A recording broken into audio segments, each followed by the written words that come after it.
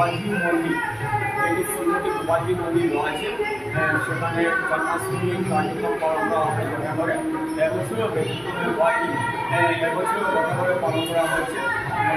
যেহেতু এখন চলছে, সন্ধ্যার সময় পুজো অর্চনা এবং আনুষঙ্গিক কার্যক্রম রয়েছে। যেহেতু ব্যাপার বড়টা রয়েছে, সেখানে আমরা জেনে যাবো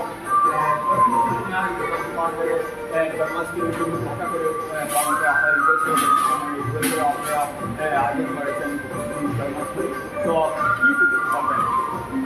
না, আমরা এখানে গোপালজি মার্কেটে গোপালজি মন্দির আজ থেকে 5 বছর আগে স্থাপন করা হয়েছে এবং আমরা প্রতি বছরের ন্যায় এখানে আমরা জন্মাষ্টমী পালন করি এবং শহরের বিশিষ্ট মানুষ এবং সাধারণ মানুষরা সবাই এখানে আসেন। তো আমাদের মূল কার্যক্রম শুরু হবে রাত্র 8টা থেকে। প্রথম হবে অভিষেক এবং স্নান। গোপালজিকে আমরা স্নান করাবো, অভিষেক করাবো। তারপর পূজা অর্চনা শুরু হবে এবং কীর্তন শুরু হবে। তারপর রাত্র 9:30টার পর থেকে প্রসাদ বিতরণ শুরু হবে এবং এইভাবে কার্যক্রম করে রাত্র 1টা অবধি আমাদের জন্মাষ্টমী পালন হবে এই মন্দিরে প্রতি বছরের মতন। আগামী দিন মণ্ডোৎসব পালন করা হবে।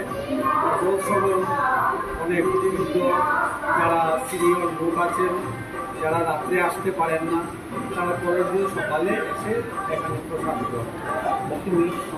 ভক্তিমূলক সঙ্গীতের আয়োজন আছে এবং গোস্বামীরা এখানে আসেন প্রতি বছরের নিয়ে এবং সঙ্গীত এখানে পরিবেশন করা হয় এবং ভক্তরা এখানে চারিদিক থেকে আসেন। আমাদের নিমন্ত্রণ না করলেও অনেক ভক্তরা আসেন। সবাই জানেন যে প্রতি বছর এখানে কর্মীদের একটা পুজো শহরে এখানে সবাই যুক্ত হন এবং সবাই মিলিত প্রয়াসে একটা আনন্দ উৎসব এখানে গড়ে ওঠে এবং এবারও এই আনন্দ উৎসব গড়ে উঠছে। সবাই সহযোগিতা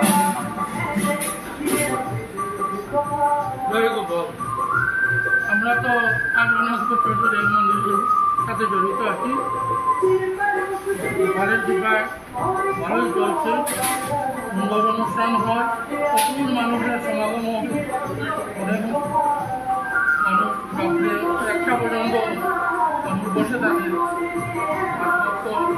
সারাদিন অনুষ্ঠান হয়, দুপুর পর্যন্ত। আর তো কি বলবো, ইচ্ছায় সব কিছু সুন্দর হয়। অনুষ্ঠানের রূপরেখা তৈরি করলেন মাঝে কর্মকর্তা এবং মহাপ্রসাদ বিতরণ করা হবে, যাতে সবার অংশগ্রহণ কামনা করেছেন এবং রয়েছে ভক্তমূলক সমুদায়ের আচরণ। তো সব মিলে একটা উৎসব পরিবেশ সৃষ্টি হবে সন্ধ্যার যুগে।